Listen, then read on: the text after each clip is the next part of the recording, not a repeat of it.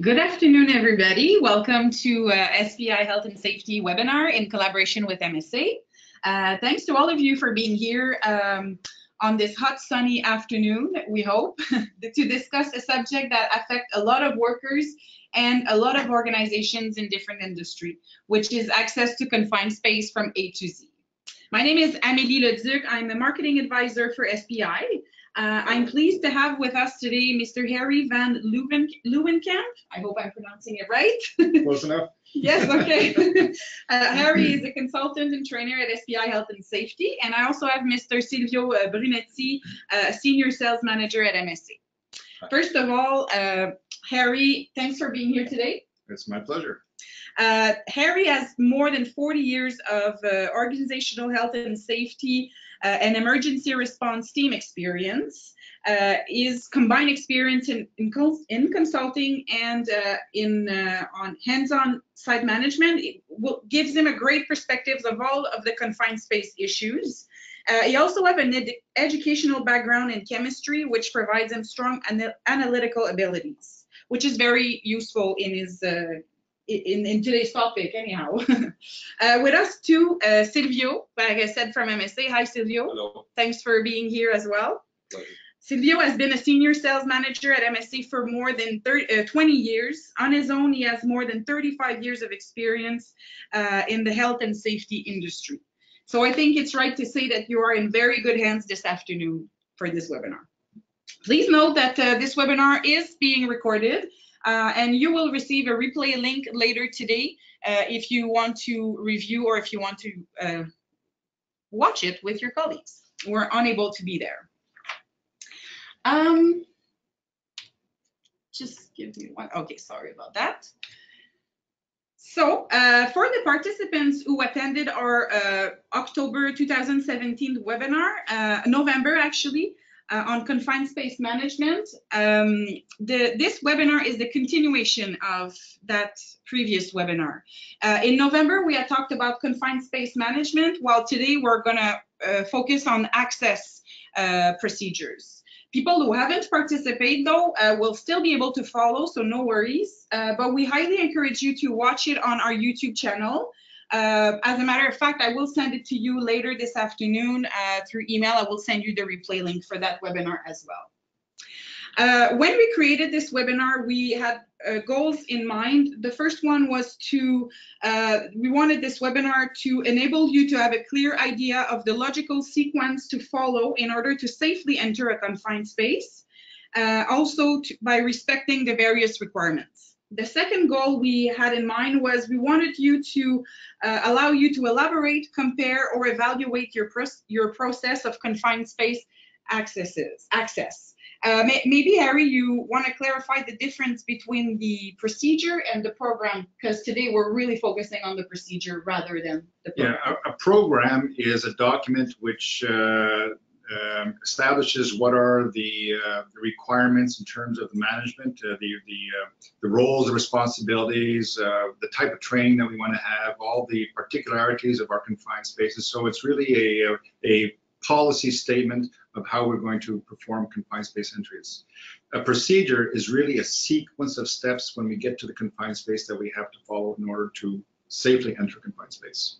Thanks, Harry, for clarifying this. Here's an overview, the short agenda, to give you an overview of what we're going to be looking at today.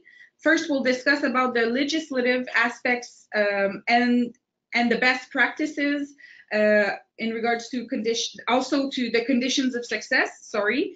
We'll talk about the documentation and the essential equipment to have. We will finish with the procedure as well as the entry steps and also the pitfalls that we want to avoid. The webinar will last for about 1 hour. We will reserve the last 10 minutes to answer your question or your comments. However, don't hesitate to ask questions throughout the webinar, and at any time you can use the Q&A box which is on the on your screen on the right side at the bottom. If you have any questions, ideas that come to your mind, let us know. If we cannot answer your question immediately, do not worry. We will answer all of the questions either at the end or through an email on an individual basis. We want this presentation to be as interactive as possible, despite the distance and obviously the computer. But we do want to hear from you, so don't be shy. So without any further delay, let's start.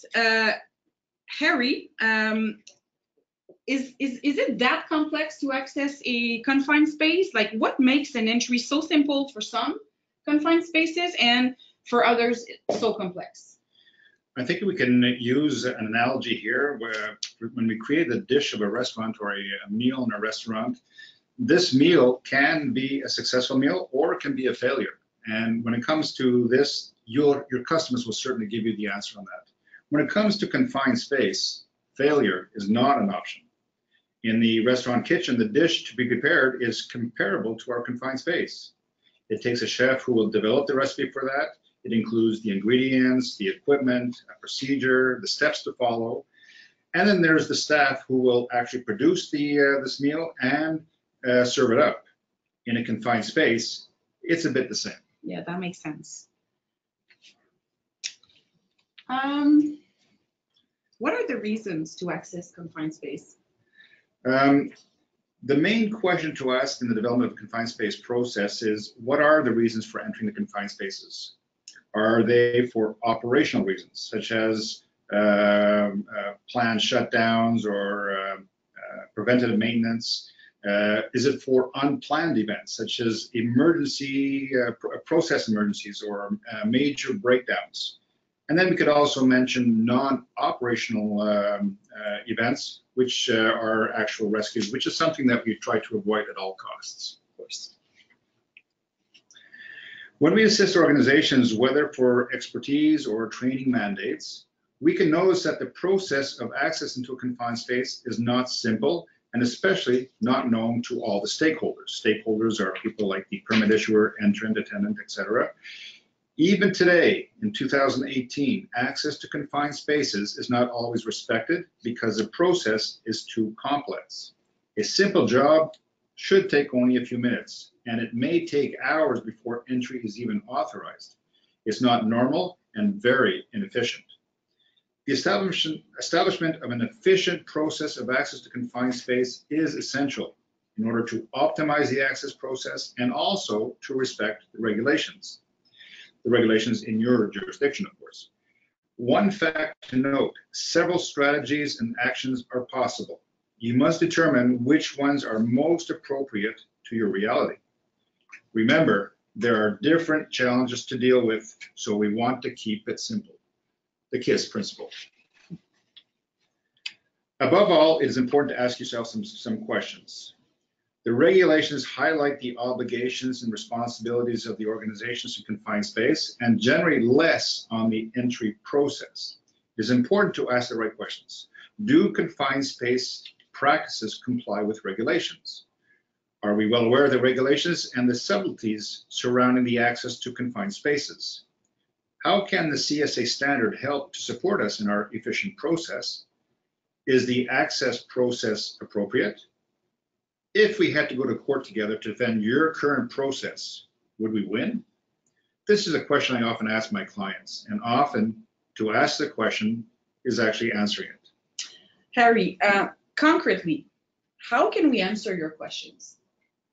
Okay, today one must be able to take a portrait or a snapshot of the current situation. Tools exist, such as audits that determine how things are done in the field. We have developed our own tools here at SPI to diagnose current practices. We evaluate the confined space entry and look at all the aspects from beginning to end. And often we have surprises. Having a good portrait of the situation, or I should say in better language, a proper risk assessment leads to the proper selection of the appropriate equipment. That's crucial when you're dealing with confined space. So it's really a proper assessment of the risk leads to the proper equipment that you need for the work in that confined space. Okay, in order to get to know you a little better, we'll have throughout the webinar a couple of interactive questions. Here's the first one of the two. Do you have a confined space access procedure in place in your company? So it's a multiple choice answer. So you may say A, yes, our procedure is in place and followed by our employees. B, I have created a procedure with the best of my knowledge, but I need to have it reviewed. C, I need help creating and or implementing a procedure. D, nope, we've always managed our confined spaces our own way. Or E, no need because we hire subcontractors. We'll give you a few seconds to respond and we'll see what the results come up.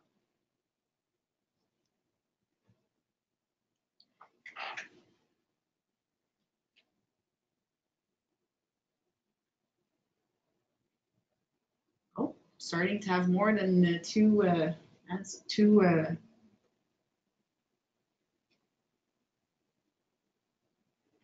A couple more seconds to vote.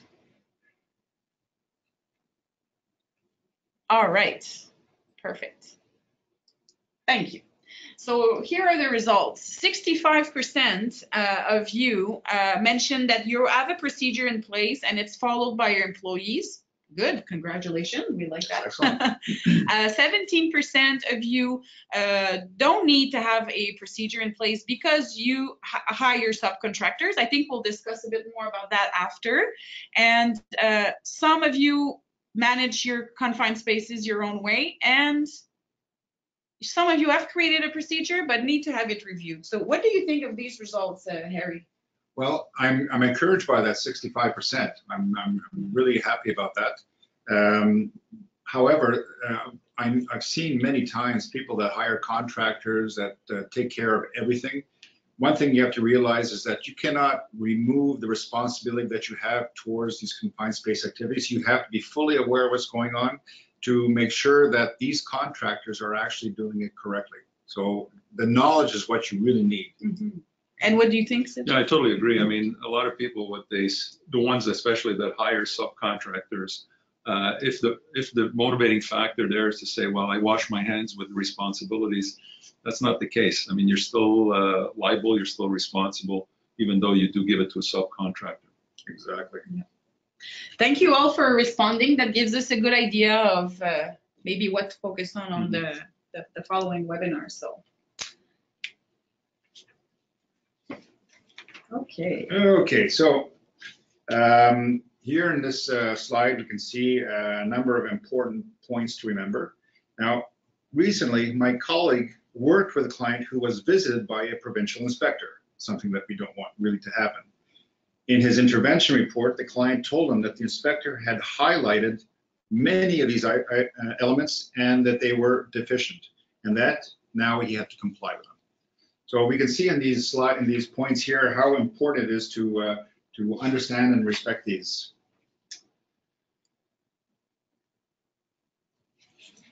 Now, when it comes to the, I guess those are just other important points to remember. We couldn't fit it on one slide, Harry. Yeah, that's okay. All. Yeah, sorry, okay. I confused you. Yes. Okay. So. Okay, we are into. Oh yeah, the acronym. Well, the acronym, the funny acronym, because it doesn't really mean anything, but we call it CERT, right? CERT. Talked about CERT. Yeah, it's not really the word that we created here that's important. It's really what it represents that's really important. Now, when we talk about this acronym that we've developed here, analysis and analyze the risk or the risk analysis, which is a regulatory obligation by all regulations and standards. C stands for the control of the entry, and we'll see a little bit further in this webinar. Often this is where we have the most important element is control. We're talking about the management of confined spaces, documents on site, entry permit, all these control documents. The next C is for the control of the atmosphere before, during entry. There'll be prerequisites for this and the challenges when it comes to atmospheric monitoring and maintenance. E for the equipment, the access equipment. What is the equipment that we're going to be using, whether the equipment's for work or for rescue? Silvio will be elaborating a little bit more on the equipment issue a little bit later on. And R, which is a crucial element, is the rescue. There are 4 types of rescues that are mentioned in the CSA Z1006 standard. There is self-rescue. There is the non-entry rescue option. There is the entry rescue, and then there's the entry rescue with an IDLH condition, an immediately dangerous to life and health condition. So this is something that is actually explained in the CSA standard. And this rescue aspect cannot be neglected. Let's continue with the acronyms. I mean, we're talking about acronyms that don't really make sense. Here's one that makes a lot of sense. POP. P-O-P. So we could think of pop music, but in this context here, we'll talk about a little bit differently here. So when we want to do work in confined space, we have to be POP. So we want it to be planned, we want it to be organized and prepared. Such as creating and producing a restaurant dish, we want that to be POP as well.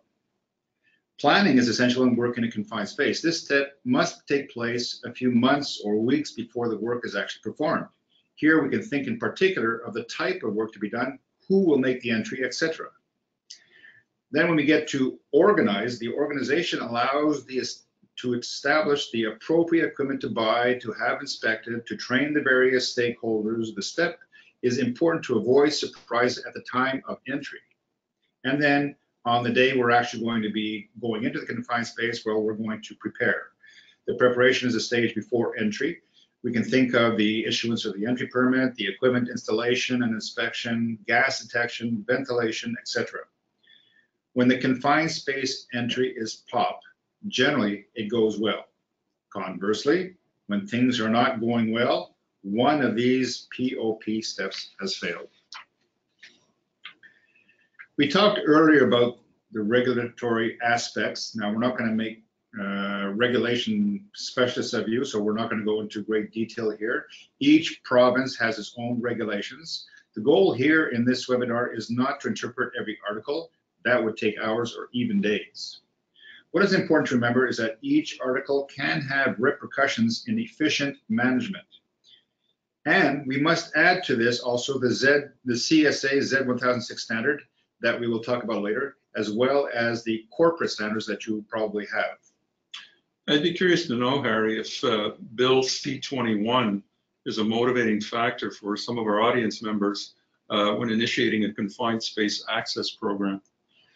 Well, we hope that the clients that haven't had to deal with this Bill C-21. This Bill C-21, yeah, can be a motivating factor. It actually came into effect on the 31st of March 2004 as an amendment to the Canadian Criminal Code. It concerns organizations and employees, especially when there has been an accident with serious injuries or a fatality. Not managing properly the confined space entries can lead to serious consequences. Here we can see the federal regulations, and they're very, very similar. And there's also the Bill C-21 or the Act C-21. We can see that here also in complementary sideline is the standards of the CSA standard. And all this brought together brings efficient confined space management. Now, when it comes to regulations, they are neither black or white. There's a lot of room for interpretation. It may be easy for some to interpret the regulations. However, when you get before a judge, it could be quite different. I actually had to live the situation when I was representing a customer in court after a fatal accident. Lawyers objected every time I referred to the regulations. Although the regulations are written in layman's language, only a lawyer is permitted to interpret them correctly, which was kind of startling at that time for myself. Yeah, no kidding. Since they are written in layman's language, I thought I had a pretty good grasp of it. But I was not allowed to talk about regulations in court. Interesting. The regs say what to do. Now, every organization has to find out how. Hence, the importance of having a good management program to properly manage access in confined spaces. The regs identify the requirements, but not the practices. We must aim to be superior to the regulations because they are simply minimum thresholds. Management must be based on best practices. If I can add to that, Harry, is that even if you follow the regulations to the fullest, to the letter, it can create a false sense of security. Absolutely, I agree with that, Silvio. We have many examples of that we won't get into now, but this is often the situation. I also have a question for you, gentlemen. Earlier, we talked about the CSA Z1006 norm. Could it allow organizations to better orient them or better guide them in their management or confined spaces? Absolutely. I think this is an essential document that everybody should look into. In some Canadian provinces, there are codes of practices. These are practical elements that provide guidelines to organizations. I believe for most provinces, this does not exist. This is where this standard could actually help, where you find all these best practices. Okay. Indeed, it would be really useful to have this kind of a code. It's clear, Emily, that in the Z1006 standard can help them. We will see how on the next slide. The CSA group published the second version of the standard in 2016. The first version was originally released in 2010. So we've already had one revision of that initial standard. Okay, thank you, Harry. By the way, if you want a summary of the main differences in the norm, we do have a blog on the subject. If you go to our website, spi.com, there's a whole section where we have articles written by our experts, and one of them is in regards to the CSA norm. Yes, I highly encourage you to look into that and to also look into the actual wording of the standard. And then when I spoke earlier about the acronym POP, the standard covers a lot of that, especially in Section 8 and in the appendices. So it gives us a practical aspect of how to deal with confined space entries. And we can see this on screen. In a few words, the regulations tell you what to do. The standard says how to do it. The two are actually complementary. You have to be very familiar with your own regulations, of course. The standard will help you in a big way to develop the how. I want to clarify that regulations do take precedence over standards, unless they are specifically mentioned in the regulations, which is not the case of Z1006. There are certain elements of the CSA Z1006-16 standard that cannot be applied in all provincial jurisdictions. In particular, the notion of monitoring and detecting gases. Unfortunately, it does not have the force of law because it's not mentioned in provincial regulations. On the other hand, it could serve as a reference document for certain disputes by the authorities because it does touch on the practical aspects. Its application, however, is still voluntary. After talking about the legislative and normative aspects, we will now get to the heart of the subject with regards to the process of accessing a confined space. Here's the time for our second interactive question, always in order to get to know you better. What are your main concerns in regards to access to confined spaces? So again, multiple choice. Is it A, the steps to follow? B, the different training courses for the stakeholders? C, procedures and documents to use? D, legal requirements? Or E, the management of subcontractors? So once again, we'll give you a few seconds to answer and let us know what your main concerns are.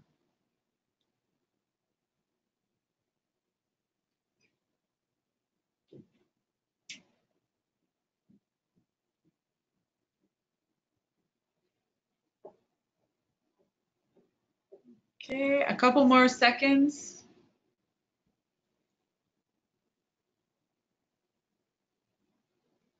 All right. Okay, so here are the results. 33% are concerned by the procedures and documents to use, and 22% the steps to follow. And legal requirements and management of subcontractors are also similar in terms of concern, like in terms of how much it concerns people. What does it tell you, Harry? Like, What do you think? Yeah, I think that what I've seen in many companies is the procedures tend to be overly complex, numerous pages that are involved, and I think this is a big concern for a lot of companies. And I think the key here is to come up with a strategy that simplifies this. The same thing that I mentioned earlier, keep it simple, is the KISS principle. This applies here, and I think there's a lot of work that can be done in order to simplify the entire process. Understanding legal requirements, of course, is a critical issue, and reading up on your regulations is important. We can help you with the interpretation of this, and to make sure that you're on the right side of the gray zones that we often talk about. And the management of subcontractors is maybe a surprise to some people, but you have to know what these guys are doing. You are still responsible for their actions, and so managing subcontractors is a key issue. So it's something that you really have to look into. And what about you, Silvio? I find the results kind of interesting because basically, if we look at the other question that we had earlier, 87%, or no, 67% actually, said that they had a system in place, they had a plan in place. But when I look at here, a lot of it is the steps to follow. 22%, they're wondering what are the steps to follow. 33% the procedures, the legal requirements, and so on and so forth. It's kind of interesting because seeing that 67% were saying that they did have they did have a plan in place and they followed it and everything else. But I just question whether they have all the appropriate information in that plan that they put together. Yeah. Again, just my thoughts on that. It's just and also the steps to follow and the procedures and documents to use sort of go hand in hand. So if you accumulate these two percentages, then I think people are at the right place today to learn, because we're going to get into the heart now in terms of accessing confined space. So thanks everyone for answering. Okay, so we will address here some key elements on the preparation stage for access into confined spaces.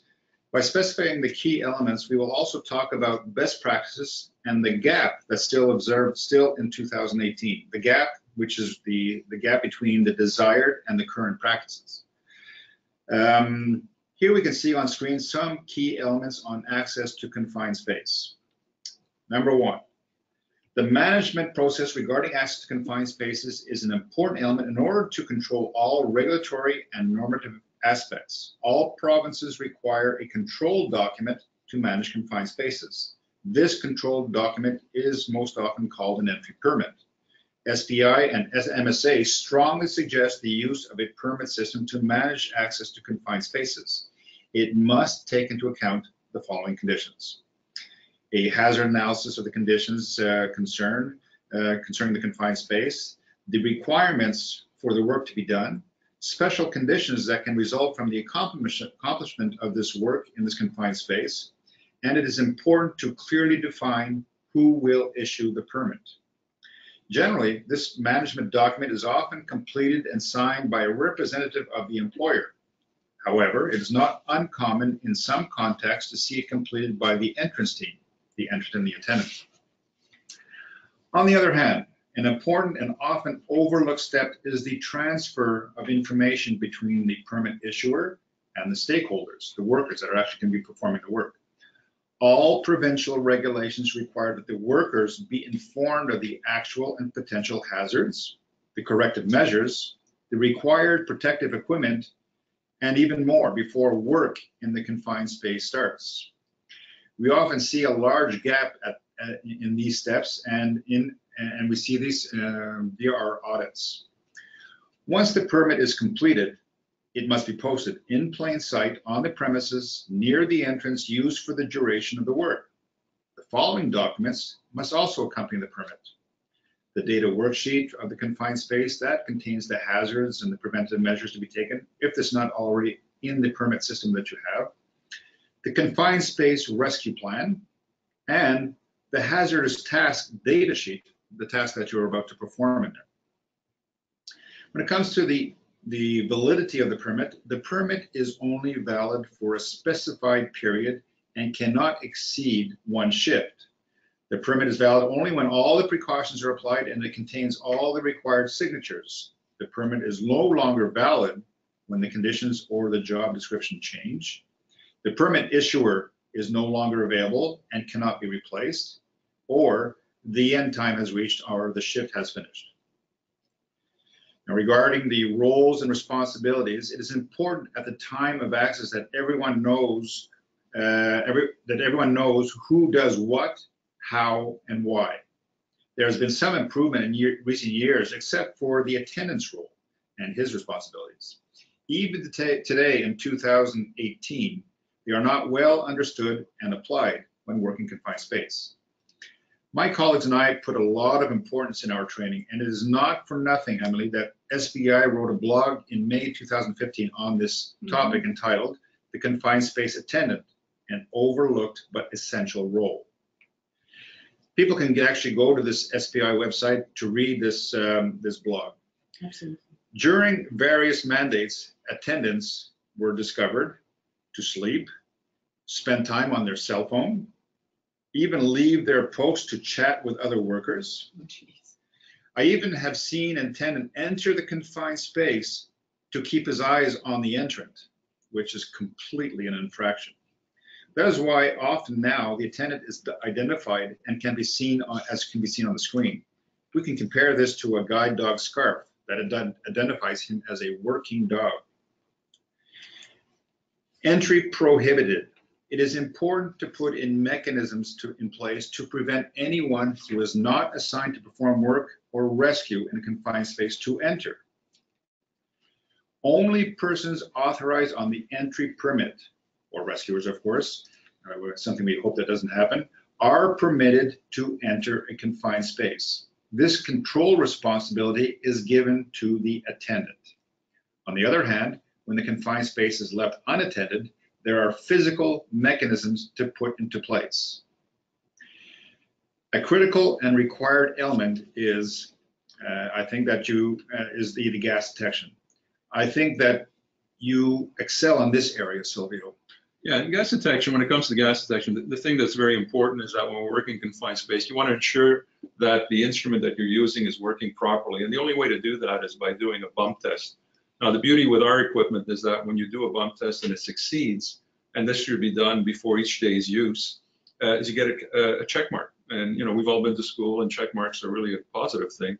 And that applies to our instrument as well. So that's very, very, very important, because I always give the example of someone wanting to go into a dark room, and prior to going into that dark room and he has a flashlight, obviously he's going to turn it on because he wants to make sure everything is working. You don't want to find out it's not working while you're in that dark room.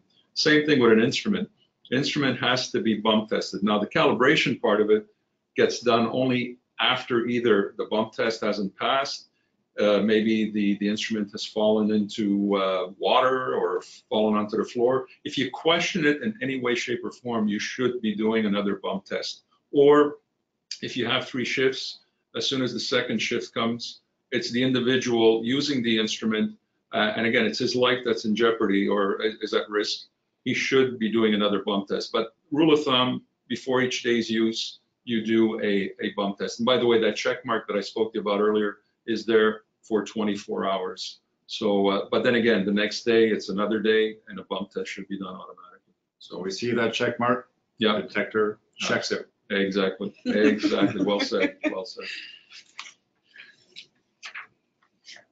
Okay, so to carry on, ventilation. Often people confuse oxygen percentage and air quality. How many times do we hear, no need to ventilate the detector, readings are good? Regulations often dictate this as well. It is important to ventilate before confined space entry unless it does bring additional hazards. The current trend is to perform a purge that corresponds to 7.5 air exchanges per hour. And thereafter, we want to maintain the ventilation during the entry and to ensure 20 air exchanges per hour. It seems like a lot, but when we are talking about atmospheric hazards, we're talking about atmospheric hazards and the ventilation strategies there that we want to apply as well. Installation and the use of equipment. And I think Silvio here is more adept at the equipment that is being used at the in confined spaces here. Yeah, for confined space entry, I mean, we do have a type 3 retractable lifeline. I mean, that lifeline, that instrument is used, it is for one application and one application only. It is basically to ensure that in the event of a fall, that it blocks, and secondly, it's also for retrieval. It's not set up to lower equipment. It's not set up to lift equipment. We do have a hoist that's set up for that. So again, it's important that the products that you're using are used properly, and it's crucial because I've seen that in the past where they're using a type 3 lifeline to lift equipment. It's not designed for that. It's not meant for that. And the thing is, if you do it that way, then when it's going to be used in the fall, it might not work properly. So again, and also inspection. Inspection is very, very important. You always have the user having to inspect the equipment, and also, and when it comes to fall protection, once a year, a competent person who inspects the CSA. It doesn't need to be done with the hoist, but with the type 3, it's crucial that it's been done according to the manufacturer's specifications. Excellent. So the next step is rescue. Even if we hope that it never happens, it's important to plan for it and to test the rescue plan. In the planning, we will validate is who will do it, and 911 is definitely not a rescue plan, how to initiate emergency measures, and to ensure that the rescue plan actually does work. Recently, my colleague worked with a client, and they had equipment to perform a non-entry rescue. He was told that it would be difficult to evacuate the entrant because his equipment did not allow enough clearance to perform a rescue. As can be seen in the pictures, the rescue actually failed, or the rescue practice actually failed.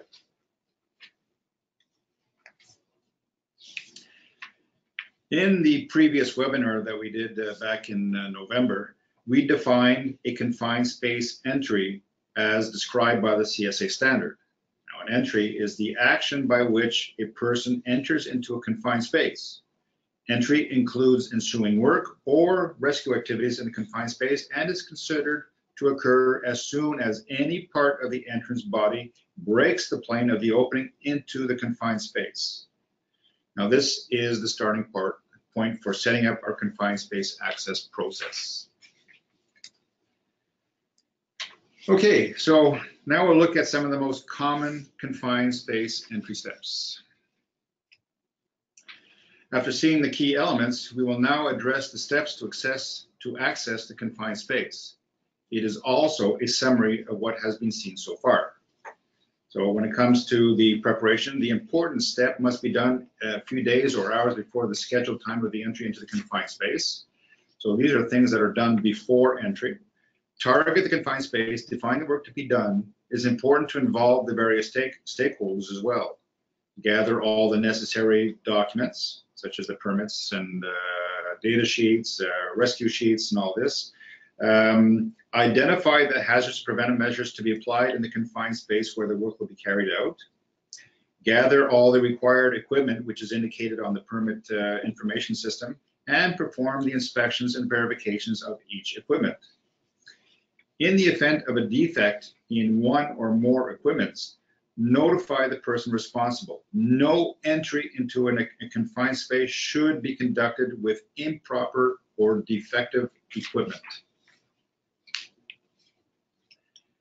Still, before entry into confined space, regarding the steps to be taken before entry, we can summarize them as follows. Perform a bump test, as Silvio just mentioned earlier, on the multi-gas detector. Then, when you're on site, establish a work zone and secure the premises to protect yourself from the surrounding traffic, to protect workers from a fall on the ground or in the confined space, and have everything at your fingertips. Next, number 7, evaluate the additional hazards.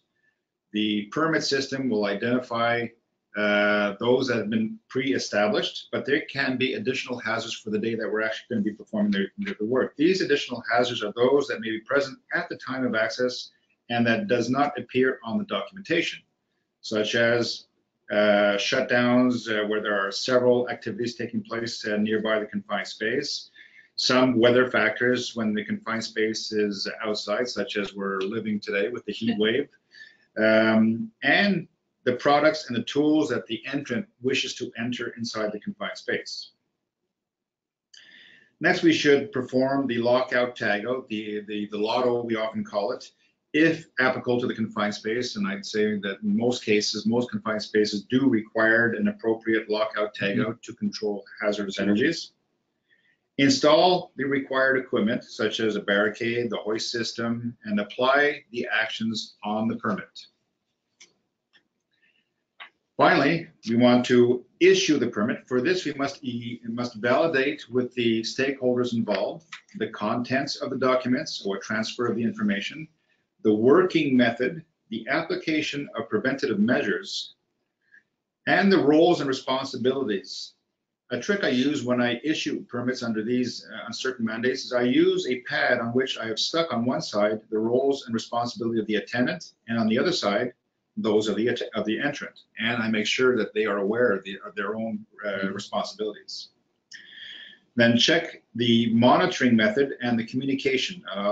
This is the communication between entrant and attendant, which must be maintained in two ways, and most importantly, between the attendant and declaring an emergency. And this access to emergency communications must be done within 10 seconds. Okay. So we have to have contact with 911 or the emergency procedure within 10 seconds.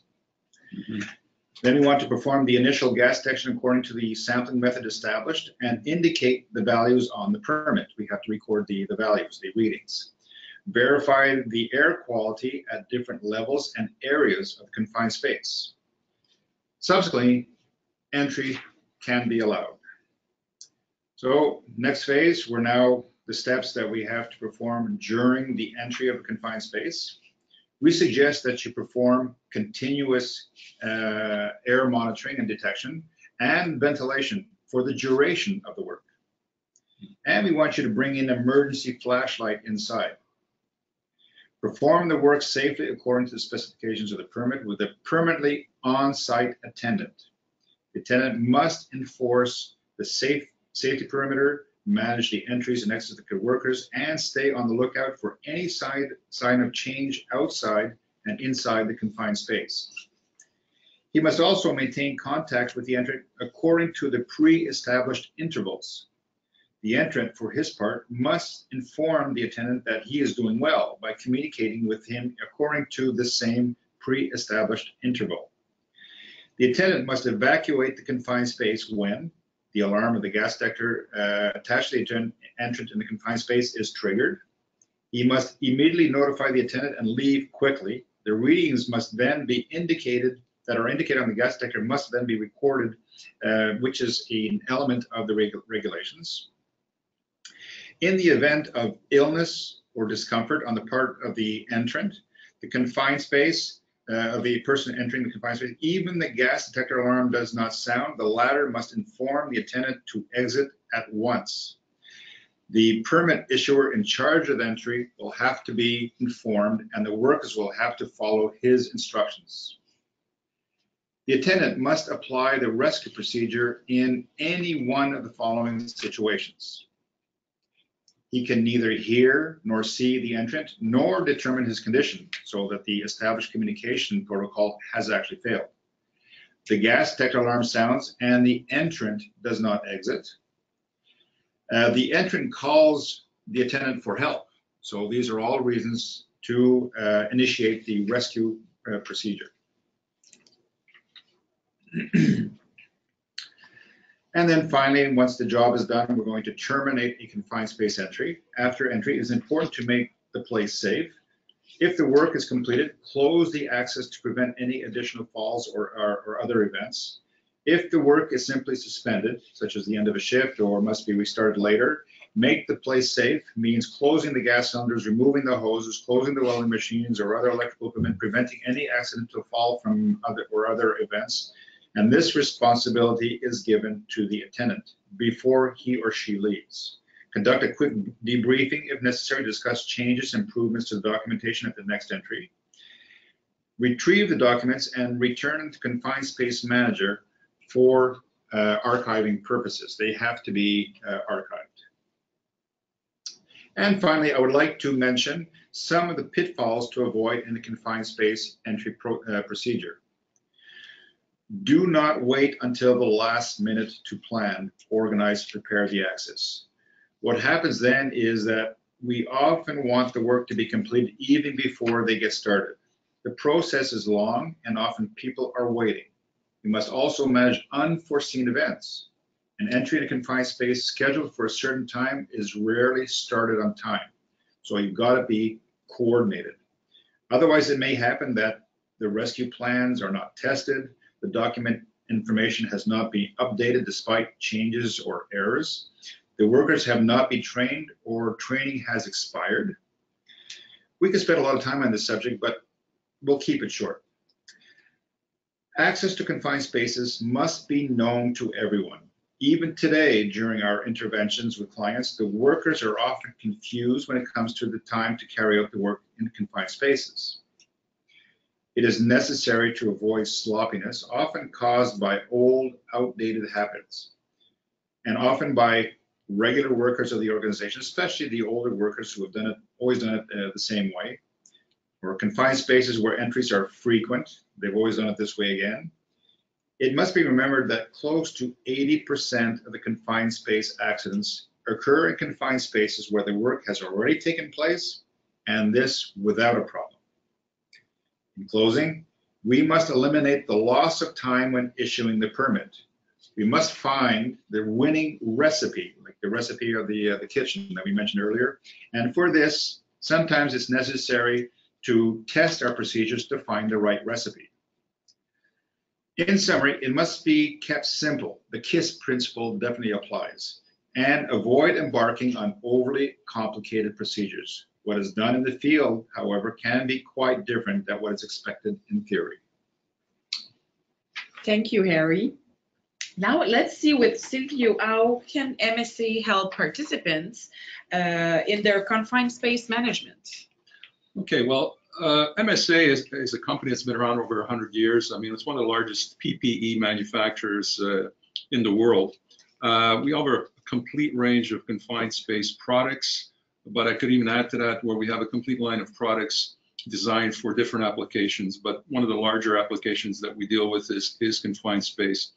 Also, at MSA, we find it's very important that people know how to properly use the functionalities of our products. So, and for that reason, we have tools, online tools and guidance. We also obviously come and do training in-house at your facilities, but we also have online products for people who want to learn continuously, because again, practice makes perfect, and we always need to follow up on some of the training procedures that we've been trained on. So training for us is very important, especially how to use our products. So as far as tools, online tools, we do have an application, dedicated application online web page, and this is for different applications, what kind of products should be used in those applications, and so on and so forth. So it's a handy tool to see, and again, it's on our website.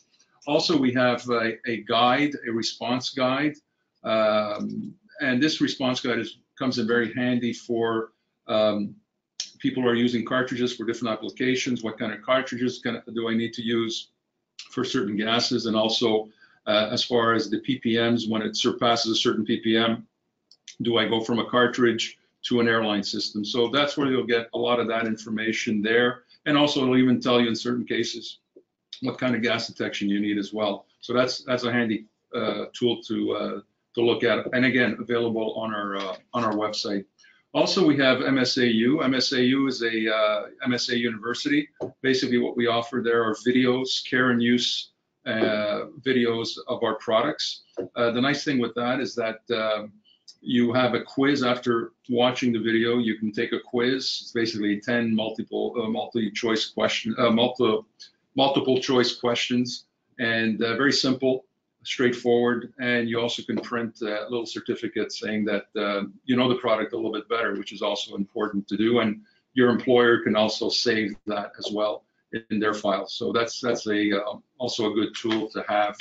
Another one that's quite popular, and we use it quite often as far as training, is our MSA online simulators. Really well done. We've gotten a lot of compliments on this. If you ever have the chance, take a look at our simulators for our gas detection. We have it for our single gas, our multi-gas, and also for our calibration station. One of the enhancements that we've done to our products the last little while is added Bluetooth technology to our 2 multi-gas units. What that does is that it communicates with an Android. Unfortunately, it's only for Android phones, but it's good for the attendant. This way he can monitor whatever's going on inside the confined space without having to purchase another gas detector. So it's a handy tool. Whenever those units go into alarm, it will alarm the smartphone, and in that case, you can also send a text to the rescuers as well. So that's good technology. If you want to learn more, we have our reps. They'll be more than happy to show you the functionalities of that feature there. As far as the 2 multi-gas units we have the Altair 4XR and the Altair 5X. Some of the highlights of the product, basically the ease of use, the fact that they're very robust and reliable products. What you're seeing there, they're both 3rd generation units, so they've passed the test of time. And we have the Bluetooth technology. And one of the things that sets us apart from our competition, we give you 4-year warranty on the Altair 4XR, bumper to bumper, and we give you 3 years on the Altair 5X, which is basically has also an integrated pump into that unit there. So 2 very good solid products that have been around for a while, but we've made some adjustments to it, some little enhancements.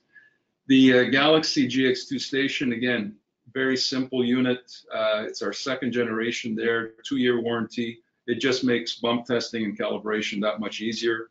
You have an SD card on the side, which contains the information regarding calibration and bump, which is what people basically are looking for, to have that, because one day, if ever there's an incident, well, you know, they're going to be asked, was a bump test done that day? If not, why? And secondly, if it didn't pass the bump test, was a calibration done? So very, very easy to use cal station. So touch screen, multiple languages, and so on and so forth. What you see on the side, by the way, just to not confuse you, is a multi-charger for our units for the Altair 4XR and the Altair 5X.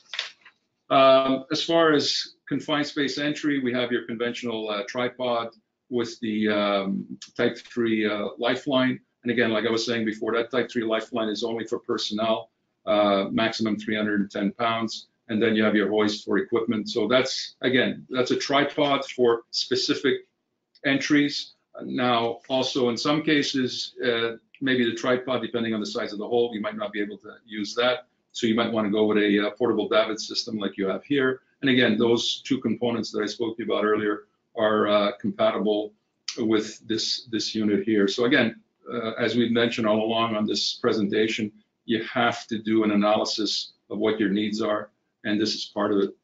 And lastly, we have our respirator systems. This is confined space with either a 5, 10, or 15-minute escape bottle. And again, this is the kind of equipment you need if you're going to work in an IDLH situation. So again, this is a product that we normally, not normally, this is the product that's recommended that has to be used in an IDLH situation when it comes to confined space. So you could either attach to a cascade system or a filtering panel that's attached to a compressor. So as far as information, I mean, we do sell product on MSA, but we just want to make sure that you know how to use this product. Because we just want to make sure that at the end of the day, when you're working in confined space, you get home to your family safe and sound. So that's one of our priorities there. And again, we have representatives across Canada that'll be more than happy to meet with you. And we work quite a bit with SPI, as you can see, based on this webinar that we're doing with them. And we're very happy and proud to be working with them on this webinar. So again, if you have any questions, if you need to get a hold of me, you can get in contact with Emily. And I'll be more than happy to get back to you. All right, take care. Have a good one. Thank you, Silvio. Gentlemen, we've learned a lot. And if I can summarize just a little bit, if we want a confined space access process to be effective and realistic, there are 4 things we need to do. It must be simple. I think you've talked about the KISS principles a few times. We must meet the needs of our organization. You must ensure the process is followed and applied by all of the stakeholders, regardless of the time or the moment of the day or the week. It should be similar depending on the situation, whether it's for an access for an emergency or for preventive maintenance. And finally, the roles and responsibilities of all stakeholders must be known to all, which I think is very important. So, does that sound right? That sounds excellent. Yes. Yeah. Okay. I mean, Silvio just mentioned it, but our team of advisors, of experts, I wish to say, are here to help you. If you need any assistance, you have questions, you want your process to be evaluated, even though you've mentioned you all had one and it was working properly, maybe after seeing this webinar, you may have changed your mind. So we're here. My coordinates will be on the final slide. But before we go, before we finish, it's the question period. It's the time for your questions. I don't know if you have any. I know we've received one from one of the participants mentioning, do we really need to do a bump test each day or after each time we use it or once a month? Like, could you just maybe, Silvio, clarify the bump test? Basically, yeah, what you want to do is, and again, you have to follow, like I mentioned before, I don't know, I believe on this one, because I think we did another webinar just before, but you have to read the instructions. And what we recommend is that you do that bump test, because that bump test is the only thing that's going to tell you if that instrument is working properly or not. Okay. You know, some people have a gas detector, and I've seen that, where they send it in every 6 months to get calibrated, and they think they have a product that's working fine and everything else. And believe me, that's not the way to do it. I mean, you want to make sure, you just want to make sure, and the only way you can do that is with a bump test. So what you do is a bump test, you do it before each day's use. Now, we can go a bit deeper and say, okay, if I have 3 shifts, so the guy starts at 8, finishes at 4, there's another guy starts at 4. Well, you know what, if I be the guy who's at 4, it's my life that, you know, I'm dealing with, why not do another bump test? But you do the bump test before, minimum before each day's use. That check mark that I spoke to you about before is there for 24 hours. But the next day, as soon as you pass 12 o'clock, it's another day, midnight, I should say, you should do another bump test. Calibration, a lot of times I get asked about calibration. Calibration is done only after, if a bump test does not pass, then you do your calibration. But the bump test is what you want to do before each day's use. So you don't do it after the work, you do it before. Okay. Yeah. Thanks for clarifying, Yeah. Silvio. We also have another question. Gary is asking, must you ventilate all the time, pre and during access? It's not a requirement. What we want to do is to maintain, but having a 4 gas detector or even a 5 gas detector can be can lead to a false sense of security. We think that the oxygen concentration can be an indication that the air is good, which is not always the situation. There are a lot of other conditions that we want to manage inside a confined space: the heat, the humidity, particles, mold, mildew, even the workers themselves can be creating some of the atmospheric hazards down there. I highly recommend that we use the DVD technique, which is detection, ventilation detection, so that we are always sure 100% that the atmosphere is always good. Even though that the hazard analysis said that clearly there's very little in the way of a chance of having a problem there, ventilation is the key, I think, when it comes to managing atmospheres inside confined spaces. Okay, thank you, Harry. For the other questions, we are running out of time. We will answer you on an individual basis, no worries. Before we finish, I just, well, first want to thank Harry and Silvio for their time and their expertise.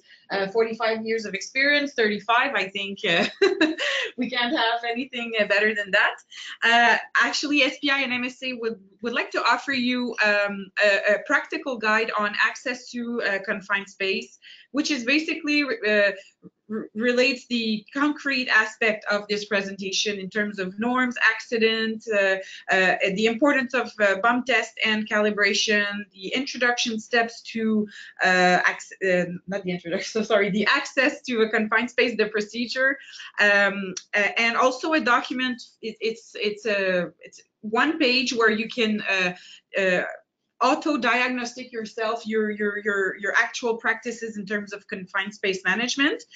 So we are giving this we're offering you these 2 documents. In order to get them, we want you to fill out the survey. Actually, even though you don't want the documents, we highly invite you to respond to the survey to answer. It's a quick question. It's a quick survey with a few questions.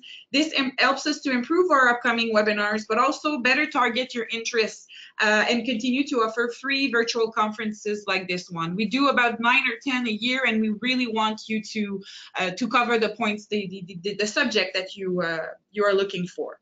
Also, we've mentioned it before, feel free to give us a call or send me an email. My contact information is there. Even though if it's for Harry or Silvio, I will definitely transfer your information, your question to them.